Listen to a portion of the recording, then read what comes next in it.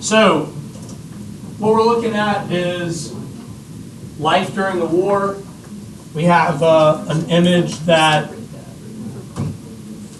is pretty incredible, and I added on to go with this lesson, there's a think link that you guys can go through that breaks down different parts of life during the war, so I encourage you to check that out.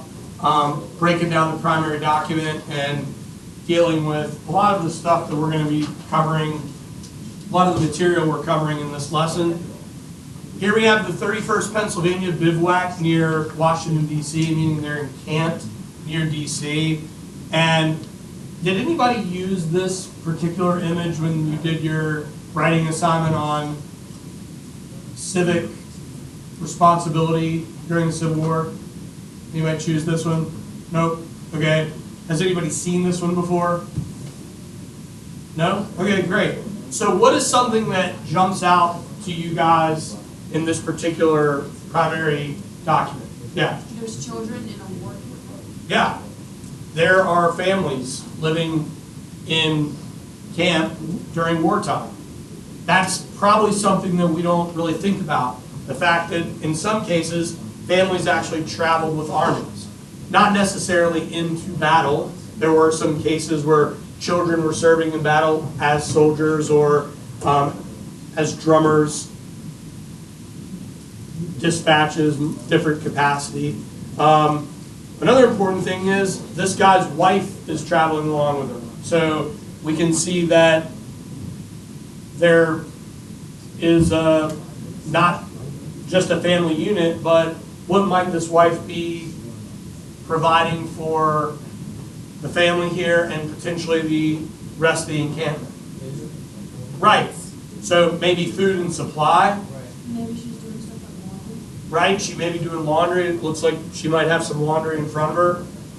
How about the fact that these women start serving in the medical field? But prior to the war, there were not a large number of female nurses. We don't see until the Crimean War in Europe and the American Civil War in the U.S. and in the Confederate States, we don't see a large number of women serving in medicine and respected even in the field of nursing. Well, that all changes by the end of the war, so that's something that we're going to touch on in this lesson. I really like this particular picture. I think that brings a lot of sort of reality to the camp life during the war. And obviously most people didn't have their families, so they were longing for home. So we look at volunteers and draftees. Like 90% of the Union Army at the start of the war was made up of volunteers. Most of these contracts were short contracts. They were typically 3-month to year contracts. Some of them were longer, but the longer contracts paid a bit more money. And obviously different jobs paid more, like officers made more than enlisted men. Cavalry and artillery typically made more than infantry.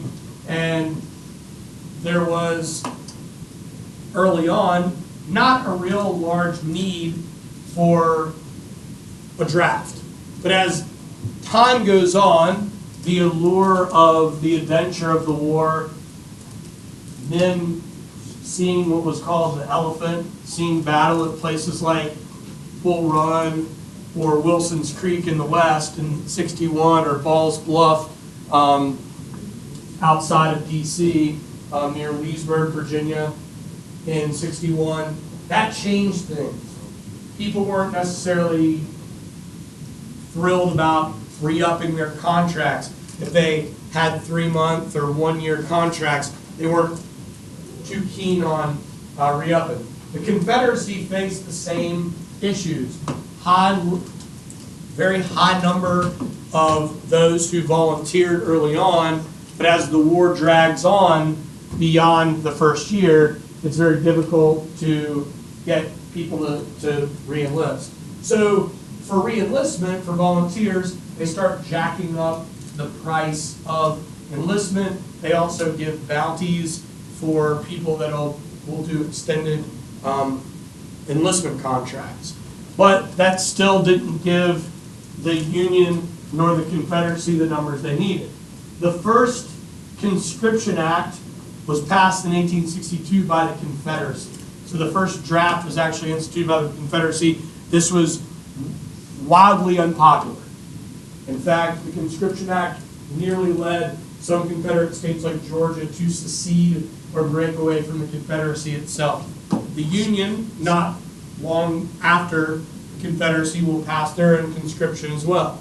But the draft was very, not only unpopular, but the draft was also a bit corrupt. People could buy their way out of the draft in the Union and in the Confederacy. If you owned a certain number of slaves in the South, you were exempt. If you were a teacher, you were exempt. If you were a pharmacist, you were exempt. So a lot of new schools popped up. A lot of new apothecaries and pharmacies popped up. There are all these different jobs that came about as a result, or, well, some were legit, a lot weren't, to try to evade the draft. So when we think about draft dodgers, when you guys think about draft dodgers in your prior knowledge, what war do you associate draft dodgers with? Vietnam, right? You don't associate the American Civil War as a war where people dodged the draft, but this was a major issue. Okay. Another thing that I want to point out here too is that in both the Union and the Confederacy, you could buy your way out. You could pay a volunteer to take your spot, and that created a lot of corruption as well. Like, there's a case in Virginia where a guy, he had signed up 30 different times. He kept jumping his draft status. So he'd sign up with a regiment, then he'd go on to another regiment, sign up with them, jump that regiment. So he kept deserting to try to make the money. So it was like a total scam, and he's not the only one. There was a lot of, it's almost difficult to calculate on both sides combined how many people did these draft jumps. This ultimately leads to some civil unrest. There were draft riots that occurred. The most famous draft riot was in New York City. And that draft riot, the New York City draft riots, July 11th through the 13th, 1863. You guys, how many people in here have seen Gangs of New York or have heard of that film before? That's like the end of the film, is the New York City draft riot. Sort of, Martin Scorsese did a really good job with that scene. This is a tragic event because it's not only gang fighting in New York for days on end, but there's one group in particular that was attacked during the draft riots, and those were African Americans. So a number of African Americans were attacked. There was infighting between nativists, Irish immigrants, German immigrants, and there's another layer of sort of tragedy, not just with the hundreds of people that died in this particular draft riot, but there's also a problem here. Soldiers have to stop these draft riots. And the soldiers that stopped these draft riots were the men that had just won the Battle of Gettysburg. They had to march from Gettysburg to New York to put down the draft riot. So that's another part of the story that I wanted to convey. So here we have a sketch from Harper's Weekly related to the New York City draft riots. Did anybody have any questions about the draftees or the volunteers? All right. So let's talk a little bit about the Emancipation Proclamation. The idea of the Emancipation Proclamation was really hatched around the summer of 1862. The people that were behind it were Vice President Hannibal Hamlin, President Abraham Lincoln, and a few other key congressmen. The most significant is one man you already are familiar with, and that's the radical Republican senator from Massachusetts, Charles Sumner. You remember where we talked about him before? Yeah, he's the guy that was beaten by Preston Brooks. So there are a number of different people that are orchestrating the Emancipation Proclamation. The Emancipation Proclamation does not free slaves in America. Okay? Let's be very clear. The 13th Amendment frees slaves. The Emancipation Proclamation is a presidential order to say that slavery will not be recognized in the rebelling states, meaning that the Confederate States, those states that are at war with the United States, their slaves will be apprehended and they will be taken in to custody as what was known as contraband. I'll talk a little bit more about contraband here in a few minutes. So what are the main goals of the Emancipation Proclamation?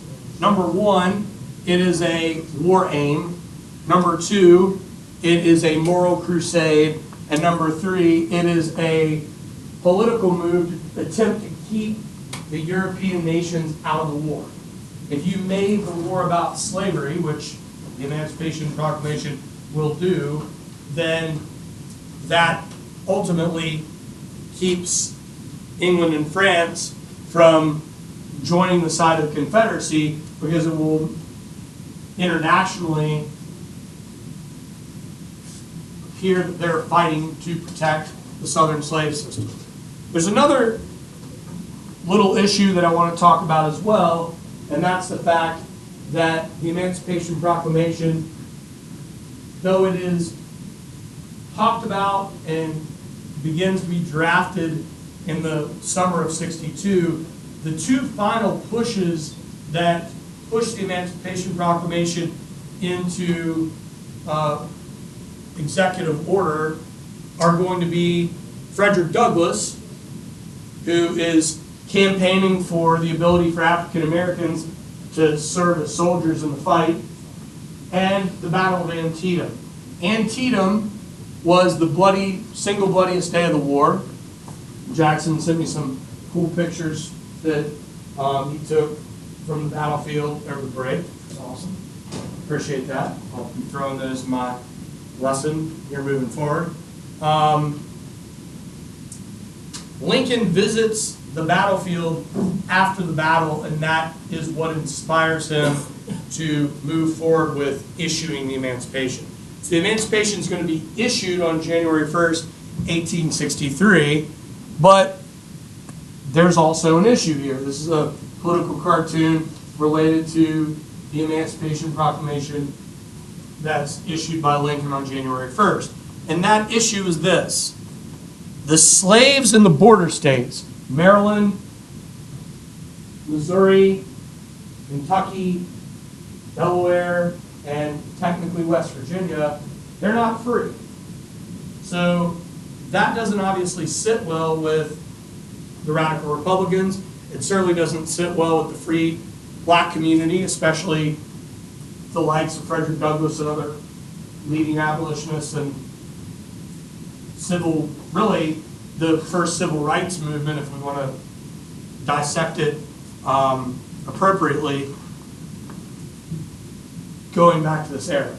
So another thing that Frederick Douglass is going to be instrumental in is getting African Americans the opportunity to enlist. That is one thing that the Emancipation Proclamation will do. Do keep in mind, though, that as early as 1861, when Fort Monroe, Beaufort, South Carolina, and other seaports and military bases were captured along the southeast, African American slaves ran to the Union Army. Those African American slaves will be known as contraband.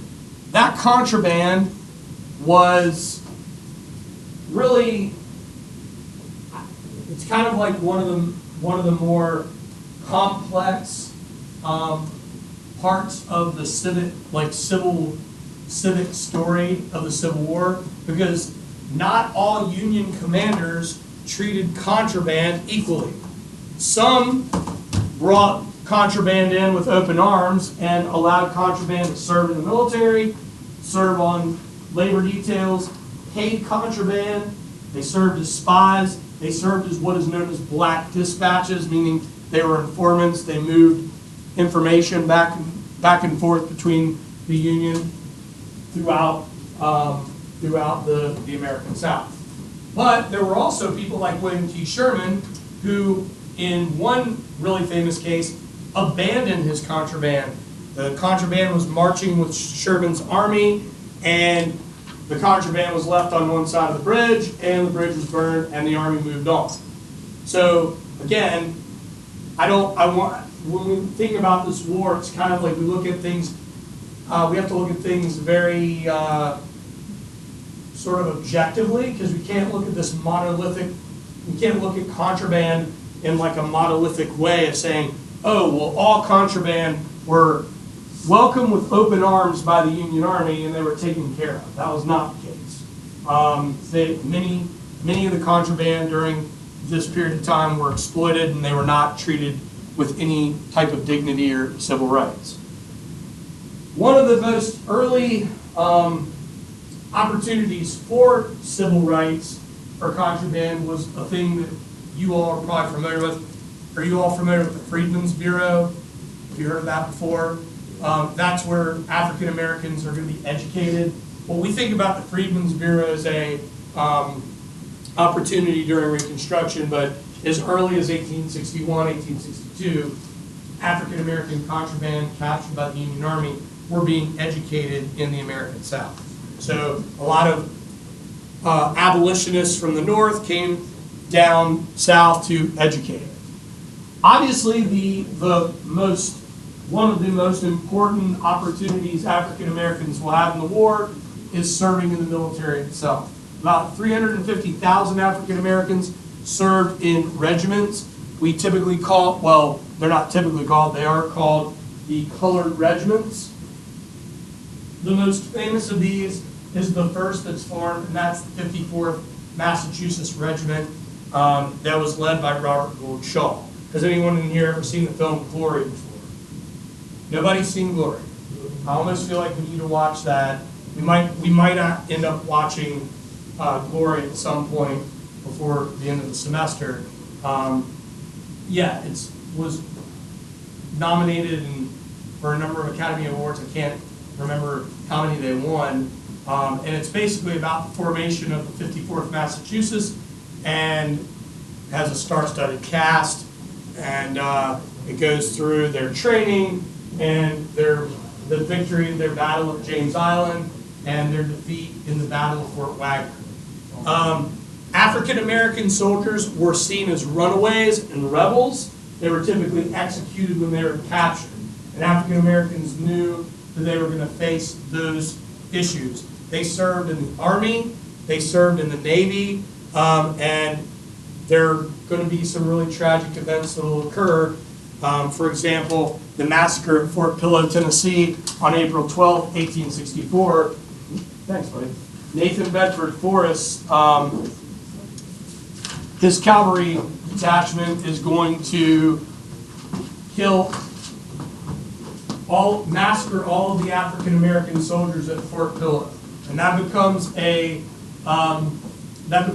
battle cry for colored troops fighting at places like Petersburg, where they'll say, "Remember Fort Pillow."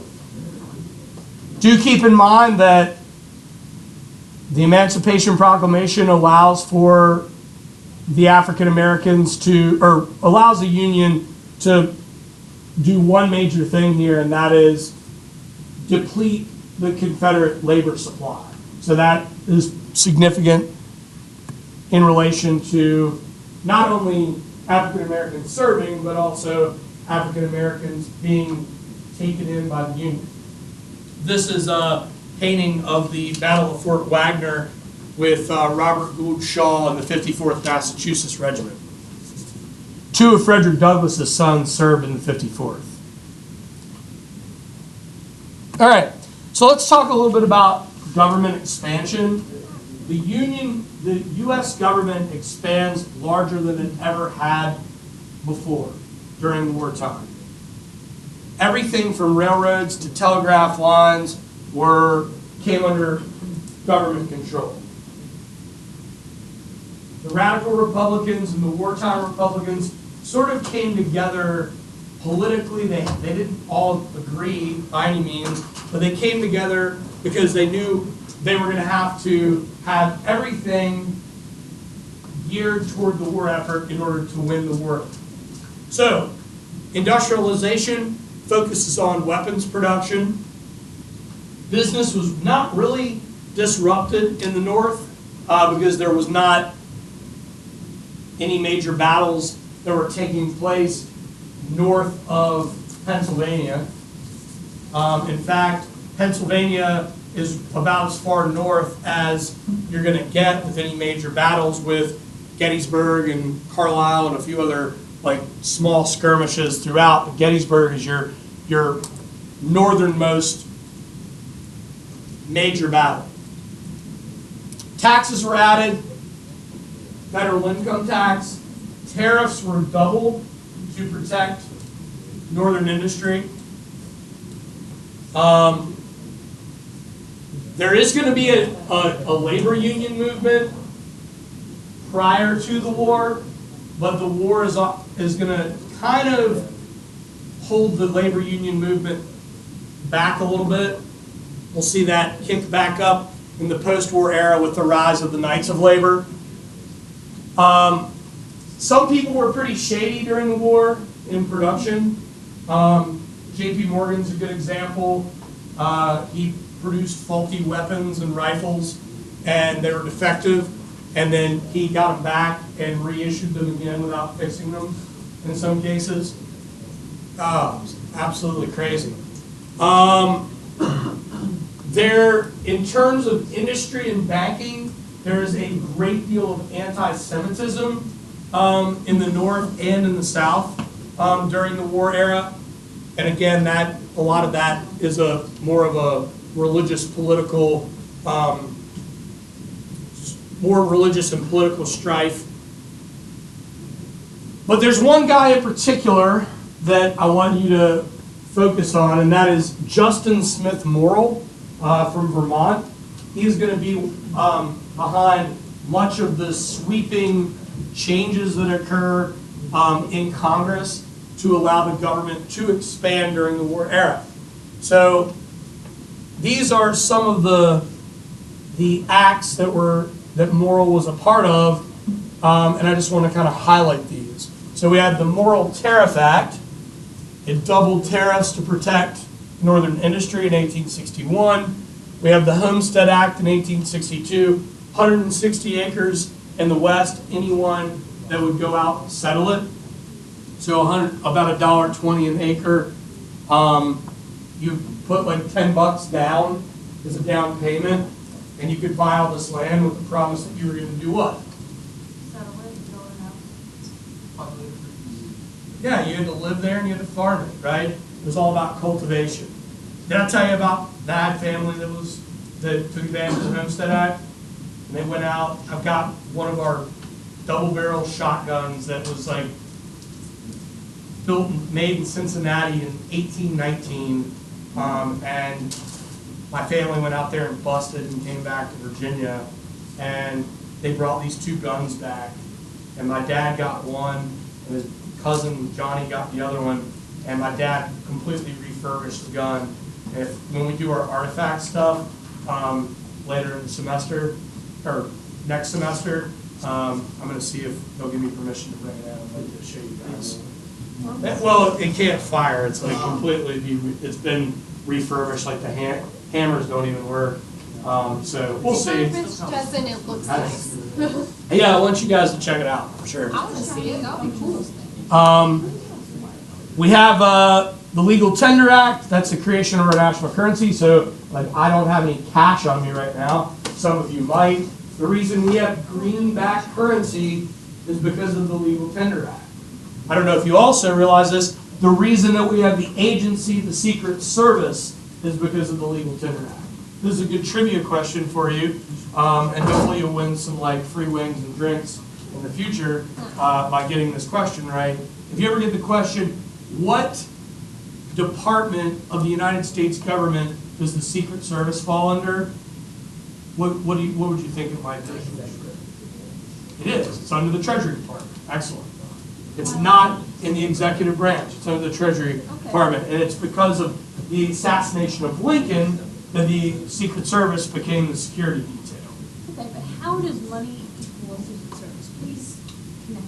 All right, so to connect the dots, which this is a really great question, there was a huge counterfeiting problem.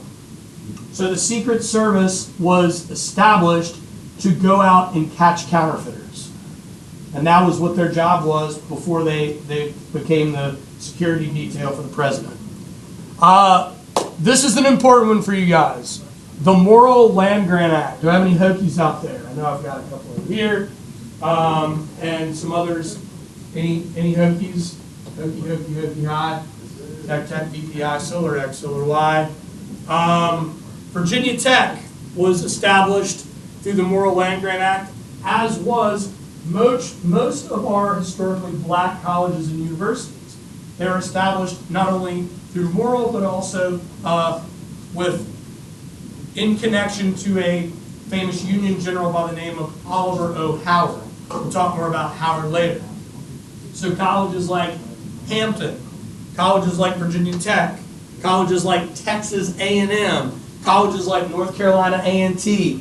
If it has a tech on the end, a polytech, or it has an ANN, agriculture and military, or it has an ANT, agricultural and technology, it's typically a land grant school. Why is this important for us to understand? What do these land grant schools do for our country? Exactly. They train engineers. They train people in agriculture. They train people in military tactics. They provide much needed skills for the nation moving forward. But what is also important here is it's everywhere. It's not just limited to the north or the south or the west. All right, so I've got a map for you guys here in a second where you see all these land grant schools that'll be established in the post-war era. Pacific Railroad Act, that's going to lead to the building of the Transcontinental Railroad, but we already know that the Transcontinental Railroad, its plans are set in 1863, but the construction doesn't really get going until after the war. And does anybody remember when it's completed? Where it's completed? It's actually 1869, May 10th, 1869, Promontory Point, Utah, the Golden Spike. All right. And then we got the National Bank Act, the reestablishment of the national banking system. And I already talked about this, the suspension of the writ of habeas corpus in the border states. We discussed that early on in the year. Women win wars. Northern women took control of the factories. Do keep in mind, our union movement in America was started mostly by women early on, coming out of the Lowell mills and the Slater mills. That momentum continues moving through the war. Even though the suffragette movement and the union movements were stifled, they will pick back up in the era of Reconstruction. So here we have Morrill on the top right. And then these are just a number of Morrill land grant colleges that were established all over the United States as a result of this act. And then we obviously have Virginia Tech, established by James Lane, who was a Civil War general and a graduate of the Virginia Military Institute. All right. So a little bit about the Confederate government. This was highly controversial. The Confederate government expanded as well. There was a high embargo on cotton. Memminger, the Treasury Secretary, sort of for the Confederacy, pushed that. Davis backed it. There was income tax. There was a conscription act. This was a big problem for the Confederacy. They did a great job with ordnance. They did a horrible job with commissary. And they had and what I mean by ordnance is production of weapons, production of cannon, and Tredegar, and Fayetteville, and Birmingham, and Harper's Ferry, all those places. But with commissary, a lot of supply didn't get into the hands of the Confederacy. Even in Richmond, there were these riots, like the Richmond Bread riots in 1863, because people were starving. There's also a big problem, too, with the fact that some of the Confederate states were hoarding their own supply, so the armies weren't getting it, nor were the citizens. And that's not just the supply of food, but also the supply of weaponry as well. Southern women took over nearly every task because so many of the men were at war. So everything from farming to weapons production. Tredegar obviously was the main weapons producer for the Confederate States. Again, major commissary problems with food getting to the soldiers. Confederate currency was established, but it was mainly backed by cotton, and that cotton embargo didn't really play out too well, because where is England going to start getting their cotton from?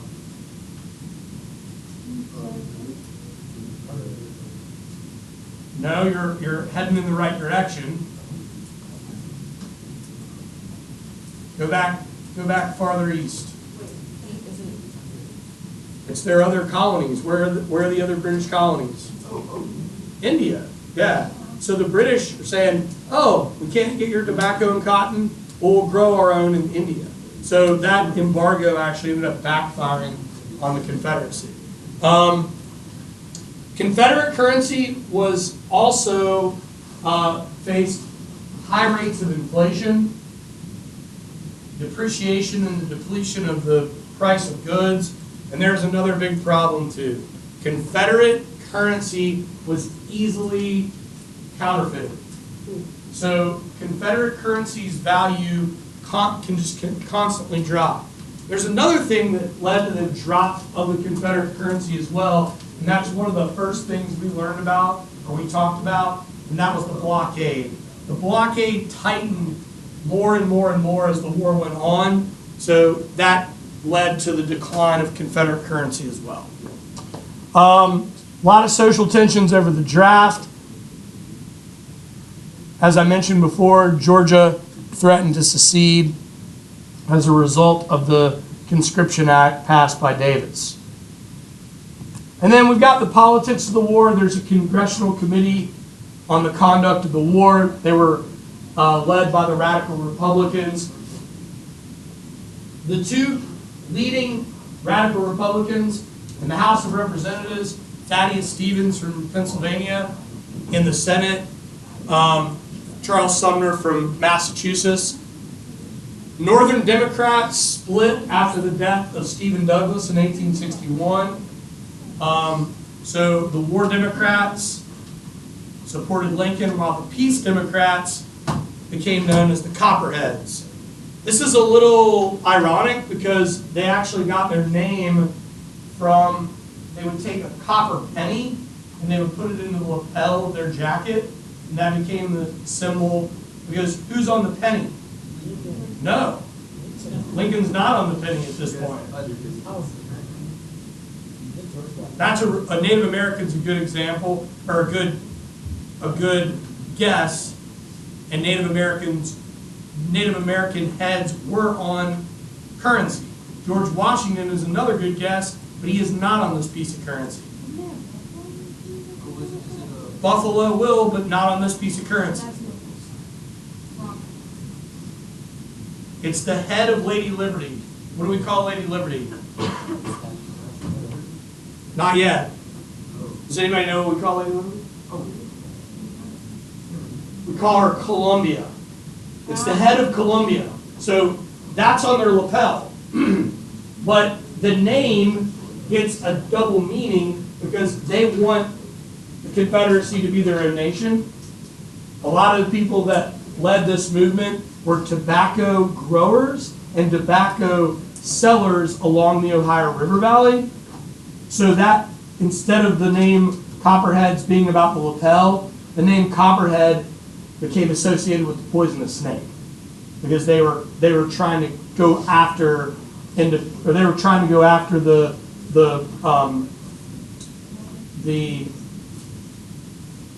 Union being brought back together. Their leader was Clement Vallandigham. He was sort of like a man without a country. He was the head Peace Democrat, but he did some stuff in Ohio and Indiana where he tried to get people to support the Confederate States. He was wanted for treason. He was arrested, imprisoned, tried for treason, and banished to the South. But really the South didn't trust him either. So the story, The Man Without a Country, was based on Vallandigham. So the Copperheads were a grassroots movement that, again, was strongest in the Ohio River Valley and in Ohio. There's Clement Vallandigham. And I'll pull a cartoon for you later. It shows the Copperheads, and they're wearing like these planter hats. They're snakes going after Lady Liberty. Has anybody ever seen that one before? I'll pull that one for you guys. And then we have the election of 1864. This is where we're going to pump the brakes. The radical Republicans joined the war Democrats, and they're going to put their support behind Lincoln. The Copperheads and the Peace Democrats ran George B. McClellan. This was obviously a mudslinging event, an affair. Andrew Johnson becomes Lincoln's running mate. Hannibal Hamlin's out. Johnson is the only Southern congressman not to secede from Tennessee. That's not just from Tennessee, period. He's the only Southerner that stayed in the Union in Congress.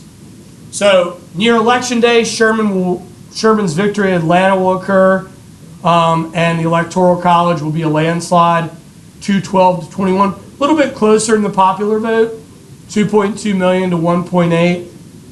And then I really I love this this cartoon related to the election of 1864.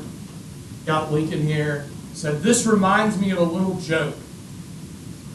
Who's in his hand? It is. It's Little Mac. It's McClellan.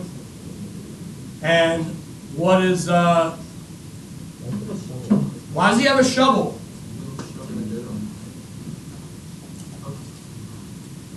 Well, you can see there's part of his palm has been taken out. So why would McClellan have a shovel here? These are all it said, "This reminds me of a little joke." So in reference to McClellan's height, Little Mac. And also the shovel represents the fact that McClellan did what when he was commander? Yeah, he dug in. He wouldn't attack, right? So it's a reference to McClellan being cautious and not fighting during the war. And then this is a good place for us to pump the brakes today, and that would be the famous photographer Mathew Brady.